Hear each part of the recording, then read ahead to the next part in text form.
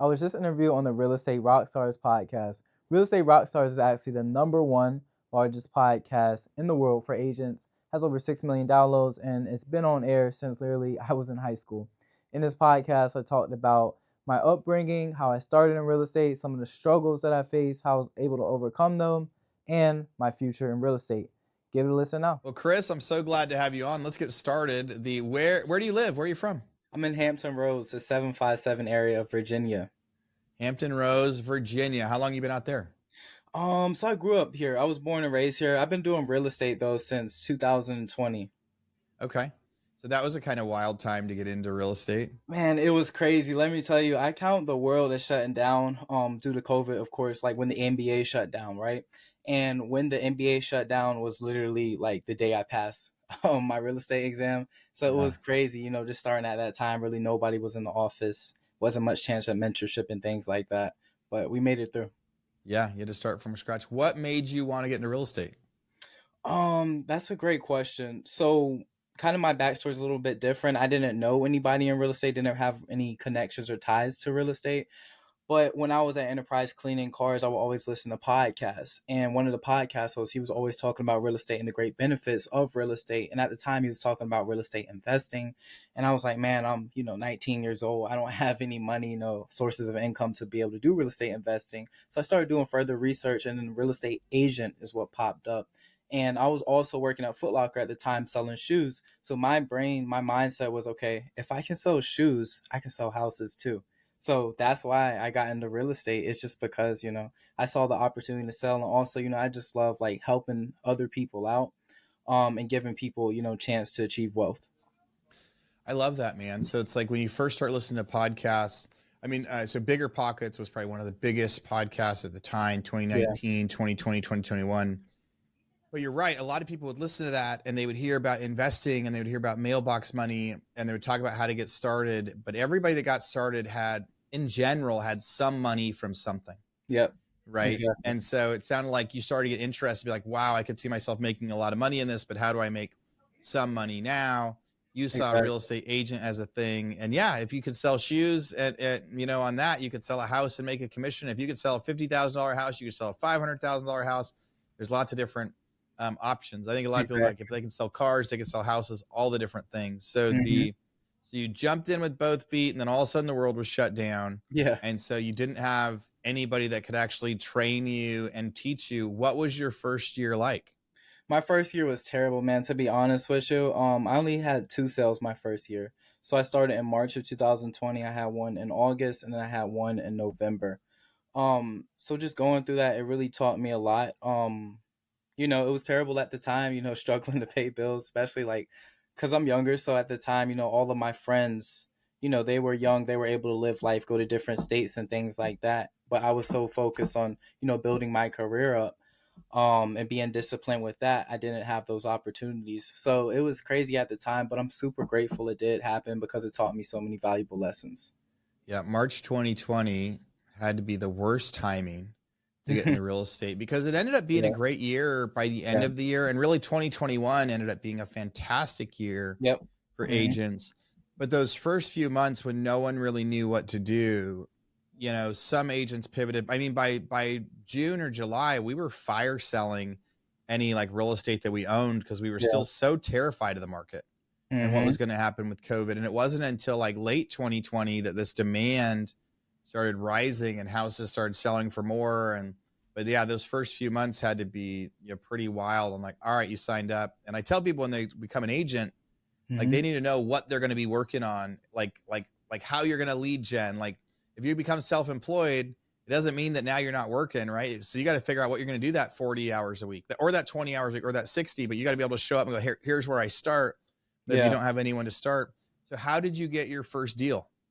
Yeah, so it's funny being that you mentioned like starting on working those 40 hours a week. The thing is like I've always known like work hard, but I didn't know how to work smart. So I was working a ton, like I was in the office, first one in, last one out, putting in minimum 80 hours a week working. I was just not doing the smart thing. So inevitably, if you're just working so much, eventually something's going to work. Like you just keep on throwing a bunch of stuff at the wall, something's going to stick eventually. So that's kind of what happened with me. How I did get my first deal. in August, I want to say, was from a paid lead from the team at the time. It was through Zillow. So that is how I got my first deal. But my second deal, and kind of what I really want to speak to you all about, is through social media. So my second deal did come in from my Instagram. So I was posting stories of different homes and such. I believe the specific story was, if you can purchase a home at this amount, this is what your monthly payment would be. Because it was a lower amount. I think the monthly payment was like $800 or something. And the client who ended up purchasing, she had slid up on the story and she was like, "Oh my gosh, I can purchase a home for this much. Like my rent is, 1,500. I can purchase a home for this much." I said, "Yeah." So, we had that conversation, set the consultation. Within a month, we ended up closing on the deal. So I love that. So you just kept working trying to find something. The Mm-hmm. brokerage that you worked for, the team, they bought a lead, gave you Mm-hmm. that lead. It was a Zillow lead, and then you ended up representing them as the buyer on that lead Yeah, I on the very represented first them one. for the first deal. Yep, I was So you got representing. your first deal done, and you were a few months in, and you're like, okay, here's what a commission feels like, but it's way few and far between. Yeah. How long had you been posting videos like that on social media before you actually turned social media into a lead? Yeah, I would say it was some months, to be honest with you. I always knew the value of social media, but I didn't know how to convert it into business yet. I was still very green when it comes to that. Like those people who have stories and there's like they post so many stories, they're like super little dots. That was Yeah, definitely me. I was posting like you're super long posting all day stories. long. Yeah. Yeah, yeah. And then like I knew it was super long because if you can download your story, like when I downloaded the video, it was like 7 minutes long. I'm like, all right, no one's gonna watch my story for 7 minutes straight. Yeah. So that's kind of philosophy. Just different things you do when you're learning. You don't know what you don't know. So then I developed some strategy. I'm like, okay, I'm not going to post as long. I'm going to post just more relevant things. And that's when people started responding. When I posted shorter, more relevant things instead of literally, I would walk in a house and record every single thing, was what I was doing when I first started. Yeah. No, we learn through practice, and it takes several months to fine tune. So, Mm-hmm. one of the video ideas you just said was you were walking through a house and you said you could buy this house for $800 a month. Mm-hmm. You know, Exactly. a house, a condo, apartment, whatever it was. Hey, here's Mm-hmm. this house. And how long was that video? It was like 15. I believe it was a boomerang, so it was super short. So super short. So what did you say? Like it's 3 bedrooms, 2 baths in this neighborhood? Or what'd you Yep. show? Yep, exactly. I was like, I don't remember the dimensions of the property exactly, but let's say it was a 3 bed, 2 bathroom. I was like, this is a 3 bedroom, 2 bathroom in Norfolk, Virginia, which was the city at the time. And if you purchase this home, it is going to be this amount per month. Because I spoke to my lender, we got numbers, statistics, and such, and it was going to be, that payment per month. So that's all I did. Just posted that All on right. the And to story. do that, you actually did your own research as an agent. You're like, hey, what's a good priced home? You probably noticed that and thought, hey, this is actually pretty affordable for that neighborhood. Then you talked to your lender to get a real thing. So you showed up. So it's not like you could walk into any listing and have that same sort of lead work. So you kind of targeted which Hmm. one you were going to walk into, but it Yep. wasn't your listing. You were just previewing it as an agent and you did that. Yep, exactly. Yep, exactly. So I realized that formula worked. So basically, I started replicating that, and I did that over a number of years, just going into listings that weren't necessarily mine, but figuring out, okay, what would be the monthly numbers and things like that, or what are the interesting parts of these property, and then posting it. And that was how I was able to transition, my business to just straight social media very early. Yeah. So hey, check out this house, giving some quick stats, say the area Hmm. it's at, and it could be, hey, you got this one and it's got a pool and this is how much the payment is. Or hey, this one actually has a yard, and so figuring out something that's interesting that you can highlight that somebody wouldn't actually know by just mass searching Zillow themselves on Yeah. things, like something that would highlight or that extra bit of information. So I think Hmm. that's a great tip for our listeners and people that agents that want to actually start making some headway with social media. That's probably a very simple formula to follow. Can Yeah. you think of 2 or 3 other videos that you've done on social that have been like part of that formula that you do?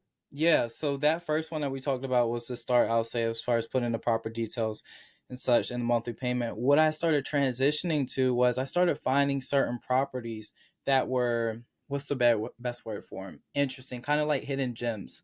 Okay. Because our area isn't necessarily like the biggest, like a Miami or Los Angeles, for example, but people do love seeing those homes. So what I was doing was I was taking a pulse on my audience or my followers. I would see, okay, what do they like to see? bunch of people like to see like these nice luxurious homes. So what I would do is I would go into these luxurious homes and I would just record content here, and I would post like a engaging hook or something, and I would say, is this the most beautiful home in Portsmouth, Virginia? Or is this the best living room in Virginia Beach, Virginia, for example? I would just post things like that. And what I would do with that is it would create a conversation around that property. And now what I didn't do was I didn't do like the first one by putting the property details. So now people are intrigued by the property. If they want the property details instead of just having it on the video, now they have to message me directly for them. And when they message me, what I would do is I would send them to a landing page, and that's how I was able to capture their information, or I'm just able to get that information from them. All right, so let's dissect that a little bit. Mm-hmm. So now you would go into houses that were listed, you would find something interesting, great pool, great living room, great something, and Mm-hmm. you're just saying, "Hey, check out this wild kitchen. Is Yep. this the best kitchen ever?" So people would be like, "Whoa, yes it is," or "No it isn't," or "Hey, I like that tile," or "Actually no, I don't like that tile." Some Mm-hmm. people are going to say, "No, it sucks." Some people are going to say they love it, but you're not saying anything else about it. You're not doing a full walkthrough. You're taking a specific part of that property. "Hey, isn't this cool? Let's talk about it." Yep. And then people would reach out to you and say, "Hey, Chris, where is that?" Right? Exactly. Like what is it? How much is that house? Like that Mm-hmm. what area are you in? Where are you? Yep. And you would say something like, "Hey, happy to send it to you. Go to this link and you get access to it." And that link would Exactly. be like a landing page that, was it what did you custom build one with a website? Was it through your MLS or your brokerage? If somebody doesn't have a landing page like that yet, how'd you do it? Yeah, so I use my CRM, which is KV Core. So through KV Core, you're able to build out custom landing pages. So with that landing page, I would just send it to the lead, and they're able to click on it. And through the landing page, though, like it has the address and such, it has the information. But if you want to scroll a little bit, you want to look through pictures, you got to put in your information then and there. So that's how I was able to get a ton of information. Oh, so it would be like it's like a custom KV Core link where they're like, "What address is this house?" You say, "Hey, here's the link." You Yep. would send it to them, and it wasn't really bait and switch. It would actually say, "Here's the address, and here's the name of the couple pictures." But Mm-hmm. if they wanted to see the rest of the pictures or something, it would say, "Now you log in," and then people would log in, and so they would get added to your CRM. Well, I Yep. want to dig into Exactly. your CRM in just a second, but like, what's another? Can you think of any other video types? Like maybe one more video type of ways to get people? I would say that worked really well doing it that way. So either I would do this a certain like room or specific feature of the property, or I would do like an entire property, but I'm keeping the videos short though, because I made the mistake when I first started making super long videos.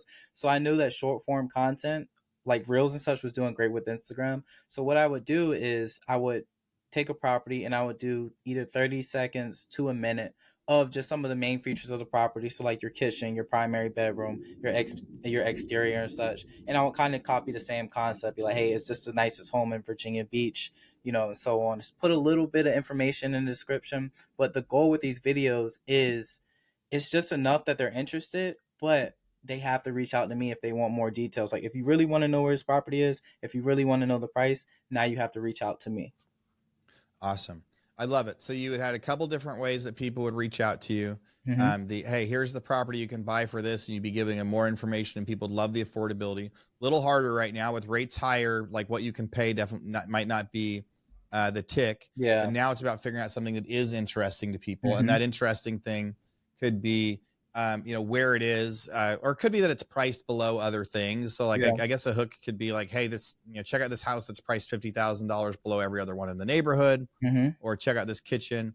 They go to KV Core, they get into your CRM. What does your CRM follow up look like? So I love how I do this, and this is how I was able to kind of automate my systems. I'll say and get my time back even before building the team. So what I did is, so we have the landing page, and that basically funnels in. So as soon as you get their information, I have an automated sequence. So it's going to text them pretty much immediately. It's also going to send them email, pretty much welcoming them, saying like, "Hey, we're here to help you with any of your home search needs in Hampton Roads." And also, I will have a task assigned for a phone call. So when somebody calls up, you're going to guarantee your system's going to reach out, at least probably I'll say 3 times that first day until you respond. And the initial messages that we're sending them, it isn't like a super bland like, "Hi, thanks for signing up." It's customized where it sounds pretty much exactly like me. But the reason why I did this is because the amount of leads that were coming in were just so much that I couldn't physically go one on one and text each lead. So what I did was I basically made clones of myself through the automated templates. So even though it sounds like me, you get put through that system, and then by the time you actually raise your hand saying, "Hey, I'm actually ready to schedule an appointment to view a home," now that's where I come in. The real me, that's where I come in, and we set the time for the appointment.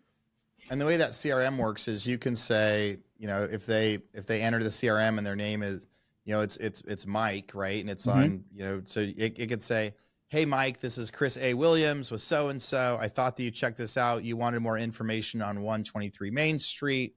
Yeah. Let me know if you have a few minutes to talk about it," or Yep. something like that, some sort of a pitch, and that would go on text message. You say you would also send them automatic voicemails for a minute, or it No, would I didn't send them an automatic voicemail. What I would do is an email would go out also, and then I would set a task for a phone call. So if it wasn't me making the phone call, it may be like a ISA or some.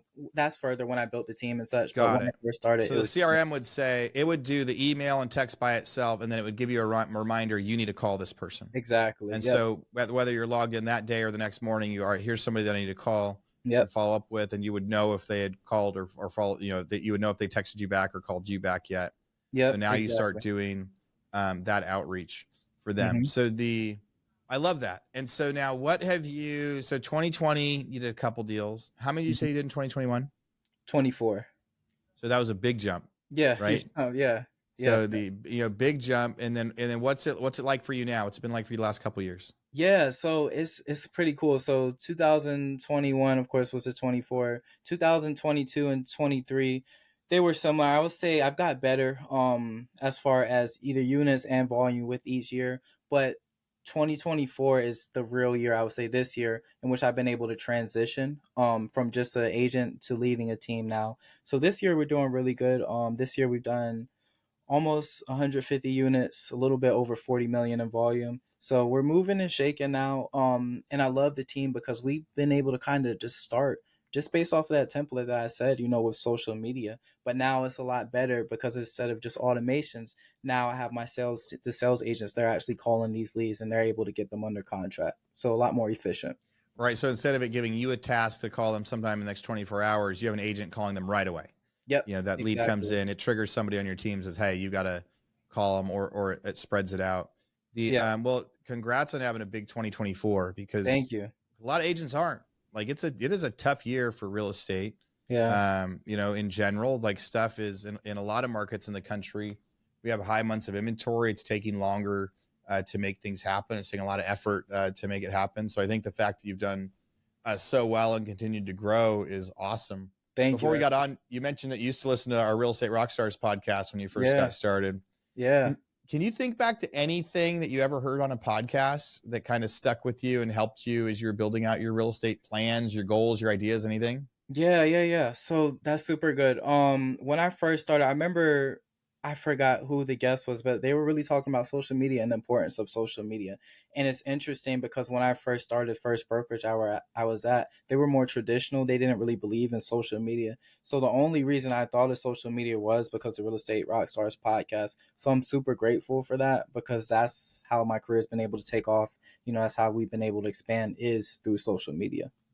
Yeah, it's so freaking exciting when I hear those stories, because that's so much of that's the benefit of, like, why do we do a podcast, right? Yeah. And what's going to be even cooler, Chris, is you're going to have somebody that reaches out to you in a couple of years, and they're going to Hmm. say, they were working a different job while they were listening to this podcast of yours, and Yeah. you inspired them to go ahead and get their license, to show that within a few years you could be making a lot of money. Like, what was your, like, by year two, what was your GCI? GCI for year two, I would say was 24 deals. I believe about 200, a bit Yeah. over 200,000. Yeah, that would make sense. And what were you making in 2019 at your other jobs? Like 30,000 a year. And I was Yeah. working two jobs, two part-time jobs, full time pretty much. So 2020, your friends were traveling and you were struggling to pay bills, and you only had a couple things, but you were putting it all on the line, going big with this real estate thing. Hmm. And by the next year, you made 7 years worth of income Yeah. compared to your old jobs. And ever since then, you've grown and you've built it up. What are Hmm. your plans now moving forward? Like, what's next? Yeah, so the biggest plan I would say moving forward is just growing the team. We built a model that's been pretty successful, so I want to sustain it here and also grow it to different locations. So, my big goal is by 2030 having 100 locations. So that's in the US or, abroad. So just really want to grow that. So right now you're in Virginia. Are you out of Virginia yet, or the? No, we're not. So we're still just in Virginia currently where we started, but I definitely have eyes on I would say two locations, one within the Virginia area and also one in Washington DC area because they're very close to home. That's Within the awesome. next year I'm trying to establish. And your thoughts are like you could start to expand to new areas.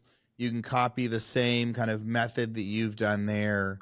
Yep. Do you think you'll continue to be like the rainmaker, the face that brings in the leads, and then you push it out to your groups? Like when you go to DC, are you going to build it off of your existing Instagram page and do the DC stuff there? Are you going to have your agents going to copy you? What's your plan?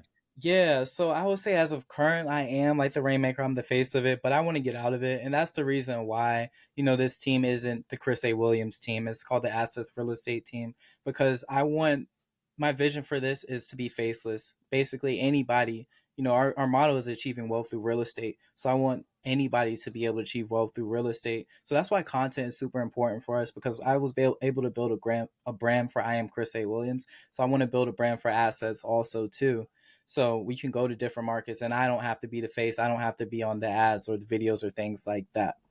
Yeah.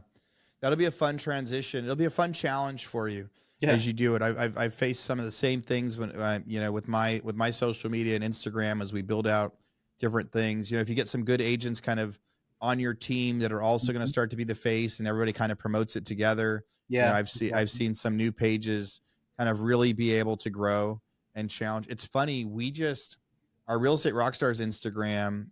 I just deleted our old account. We had something like 24,000 followers on it, Hmm.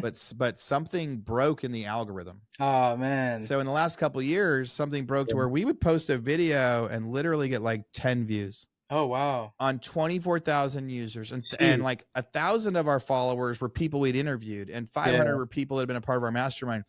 So it didn't make any sense. So actually Yeah. this week See. I made an announcement on my personal social and we deleted it to start over. I said, I don't know how Okay. long it's going to take me to get it back up to 20,000, but it'll be a fun experiment because it Mhm. just essentially wasn't doing anything anymore. And people are like, how Yeah. would you delete an Instagram that had that much? So I hope that as you go to build that out, I think that I think the model works. There's probably some other, company values and things in there. Before we get into that, what's something that you wish you would have known when you first got into real estate? Because now you've been doing it for 4 years. You've gotten better every year. What's something that if you would have known at the very beginning, it would have helped you? Or when it happened, you were like, man, I can't believe I was doing it wrong or whatever. Yeah, yeah, yeah. Great question. I would say the biggest thing I wish I knew was kind of like a real step-by-step guide on exactly what needs to be done to get a client to closing. Like I knew we get paid off of commission, and of course you get paid off commission when you close, but I didn't understand what it takes to really get a client to closing. Like I didn't really know what leads were. I didn't know where leads came from. I'm like, okay, so someone I guess will reach out to me. They say they want to buy or sell a house, and then I'll help them. But I didn't know anything about follow-up nurture or anything like that. Yeah. So that would really just be the biggest thing is a real step-by-step guide on exactly how to get a client to closing. So what I've done with the team is just I built SOPs and everything that's very specific and very detailed. It talks about even the smallest things to, locking doors behind you at showings to make sure nothing is missed, to make sure like because I remember exactly how I was. Like I just didn't know certain things, you know? Yeah. Yeah, get there early, turn on the lights ahead of Yeah. time, turn off the lights before you leave. Make sure a dog doesn't get out. There are a bunch of little things that Yeah. you're right. Like early in real estate, you get somebody to sign a contract and you're like, "Yes."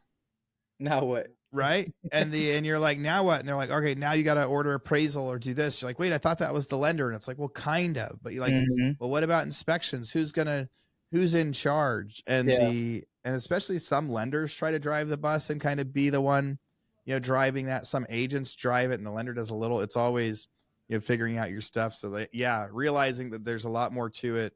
And I Yeah. think the lead gen portion, it's so important because I've said it a bunch of times. I met people that'll say, I'm going to quit my job and become a real estate agent.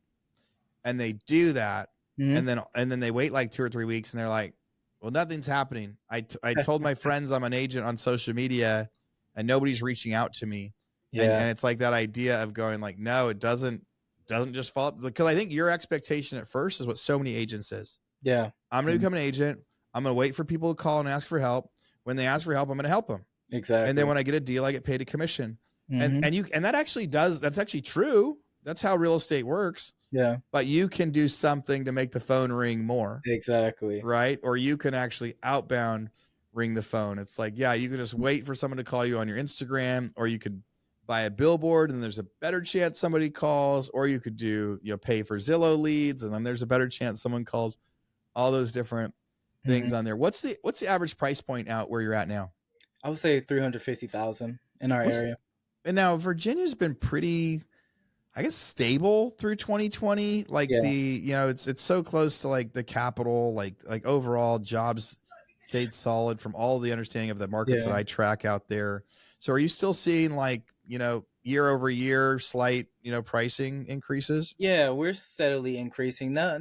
Not too vast jumps, but we are steadily increasing. I believe when I first started 2020, we were closer to 300,000. So we're steadily increasing, definitely. The biggest thing that keeps us stable, because we aren't necessarily near DC. We're like 3.5 hours drive away, but one big thing is the military bases. We have a ton of military bases. So like in 2020, we always kind of had a stable economy because regardless of what's going on, people are still, deploying and getting transferred to the bases here and such. So that's really what keeps our economy strong. We also have a few different tourist destinations, like the Virginia Beach oceanfront is a very big tourist destination, and a few others.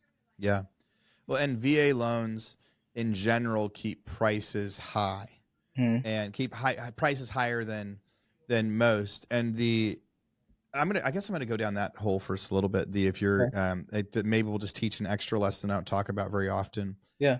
Most agents probably know that the whole concept of a VA loan is someone can buy a house with no money down, Hmm. right? So if someone's been in the military, they can get a loan to buy a house with no money down.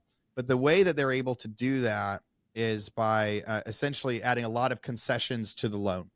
Hmm. So whereas it wouldn't be like it wasn't too uncommon when the market was hot, 2021, right? If you listed a house for $250,000, someone would just offer you $250,000, and they Yeah. wouldn't ask for seller credits and they wouldn't ask for concessions.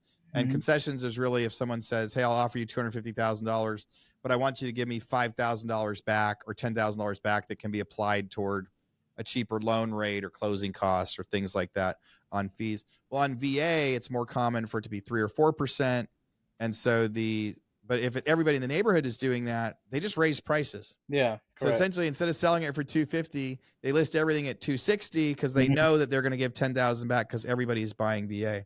So Hmm. any military areas that have are going to have a stronger VA presence, are going to have a higher, wherever there's a base nearby within 5-10 miles, they're going to have more VA buyers than normal. And so I wouldn't say necessarily artificially keeps prices up, but in comparison for future appraisals, it helps keep prices higher than Yeah. non-military, non-VA areas.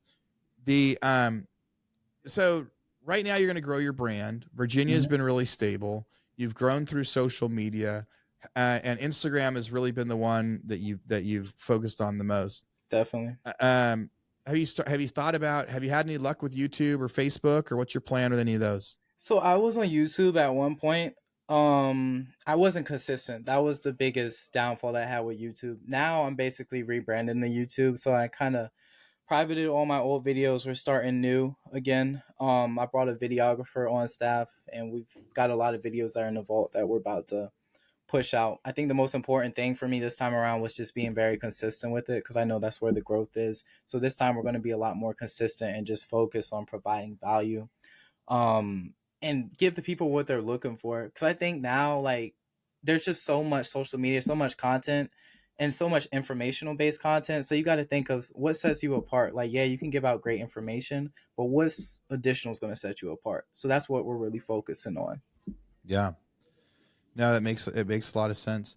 Well, so the I bet a lot of people are going to want to reach out to you. This has been really fun, and like I said at the beginning, anybody that's Yeah, like listen to the podcast and come on and become successful, these are my favorite interviews to do, definitely. because the real estate really is this one of a kind opportunity where you don't Hmm. need a college education to do it.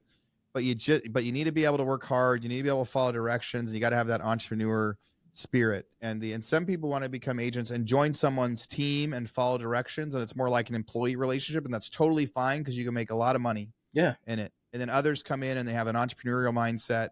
I like what you've seemed to do, where you were kind of in there. And now you've built your own team, and now you're building a brand and building a company. And yes, and as I go through your Instagram, you've got tons of content on there. Lots of different variations in content of like some of it's like who you are. You're out having fun. Other stuff you're teaching about real estate. Mhm. Really, really cool. As we see Thank the you. examples, people are going to want to go on there and find that. But if someone wants to reach out to you to send referrals your way, or learn more about your expansion that you're going to be doing, or just see examples, what's the best way they can find you? Yeah, you guys can reach me on all social media platforms. The main ones I'm on is Instagram, of course. I'm also on TikTok, Facebook, and YouTube. And the username is the same for all of those, which is at I am Chris A. Williams. Again, that's at I am Chris A. Williams. I gotta always say, don't forget the A because everybody forgets the A.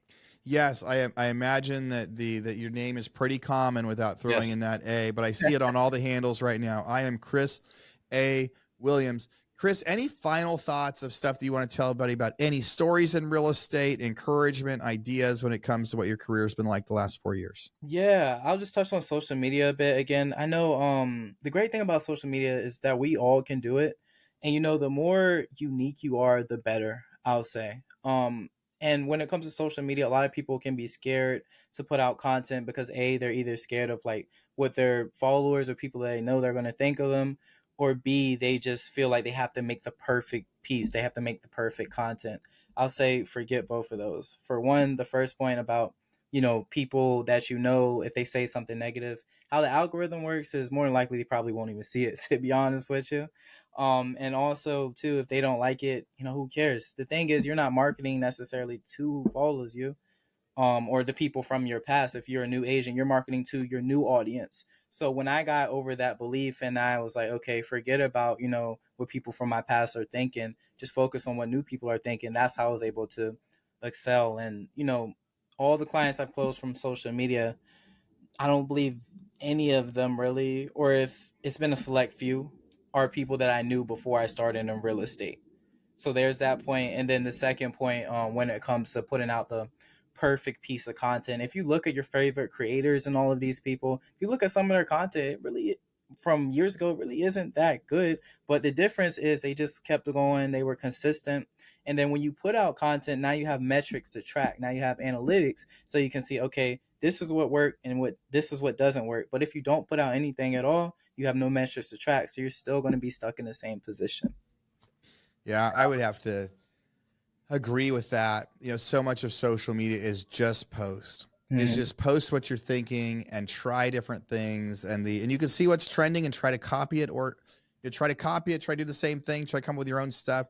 If I have a thought about real estate, like people talk about my Tesla talks, right? So if Mm-hmm. I'm driving in my car and I've got my phone, and I'll just hit record and start talking, and you just never know what's going to be your Yeah. thing that hits and your thing that sticks, and you'll be surprised too. I'm always surprised at like the post that ends up getting 1 million views compared to the ones that sometimes I'll pour my heart and soul to something Yeah. and have it edited and it's great. And I spent like an hour on it and 1,000 people look at it. And Yep. I can have something that I thought of it for a second and posted a quick video and literally get 1 million views. Yeah. And sometimes there's no rhyme or reason to it, but you can like the other side of that is just keep going and be consistent. Like Yeah. one thing that everyone talks about, but it is so true, is whether it's a post a day or 2 posts a day, it's got to be at least one a day. Like you got Mhm. to be consistent, because if you've never got started before, you're actually almost in good shape. Because if you're consistent for 2 or 3 weeks, Instagram, TikTok, all of them are going to pick up your stuff and start sending it to others, because they want people that are consistent putting out new content, and that's how they test if your content's good, Yeah, right? that's true. Like they don't want to push out content if you haven't been there for a couple weeks, but if you post for 2 or 3 weeks, they're gonna be like, okay, let's see if Instagram actually likes this. Let's put this on the For You page for a second. Like I guarantee you post every day for 2 3 weeks, you will get your chance on the For You page to really go through and see if it picks up. Yeah. So I love that. So I'm sure people are going to reach out to you, Chris. It's been really fun. Again, congratulations on what you've built, especially as a self-proclaimed like younger guy in the business, coming from selling shoes to jumping into real estate. especially the fact you joined in 2020 and you had to teach yourself how to do um, a lot of this stuff.